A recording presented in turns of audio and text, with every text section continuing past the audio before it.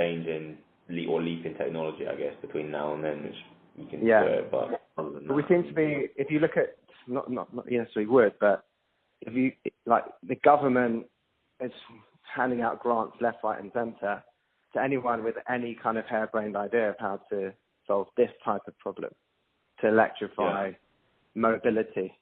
I don't know if that's the right phrase, but so no one's cracked this yet. I know. That's fair. So it's like a double whammy of it. There aren't enough charging points, and it takes ages to charge. That's just not been solved at all. So for a fleet like Addison Lee to be electric is a non-trivial problem that, if it's solved, would be beneficial because the cost of petrol goes down and they can shift some of the economics towards themselves, not the driver. But I think, like, we have to kind of, so if you summarize, like, some of these kind of industry points, you've got this electric point, which we've just discussed. You've got autonomous, which we've just discussed. And then you've got employment status, which we kind of discussed. And the employment thing, I think, could be material because if your MO is people have to drive your car, wear your clothes, and work many hours to the extent they can't really have another job, you're probably an employer. I mean, don't mean to laugh at it, but you are probably an employer. I think that's how the ruling could well go down.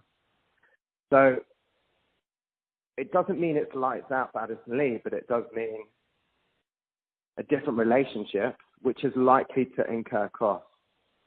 Now, it's also likely it could incur benefits because you can kind of set the exact hours people work in line with when your peaks are and your troughs are, which is probably a more intelligent way to manage the fleet. And that kind of, you afforded that because you can set people's hours. But this is non-trivial. It's not without risk. It's not without an immediate economic cost. And drivers might leave because they don't want to work those hours that they've been set. But at the same time, you might be able to hire other drivers that just wouldn't have worked unless they were employed. But it's uncertain, and I'm sure they've modelled it and are modelling it and are concerned about it. And if I was them, I would be concerned about it right now. It's obviously not only a sort of individual business issues, you said, but it's something obviously that looks like it'll plague the whole industry, that they've sort of got to deal with it, and you almost think. No, I don't think it's the whole industry. That's the thing. It's more absolutely. No, because they're the ones who provide the cars largely, whereas the other fleets just don't provide the cars. But like a Green Tomatoes, for example, they. Yeah, but Green Tomatoes is just so much smaller. Yeah. Okay. So. Yeah, I guess in terms of them. Yeah. And they're pretty much they've also come from nothing as well, right? Yeah, but they've been around for a while, and they're owned by a big parent, and they're not as big as they were, not at all. So who owns? By the way, just out of interest. They owned by.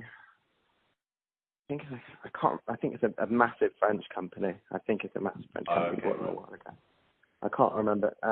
Like a well-known company that does like a bunch of other things.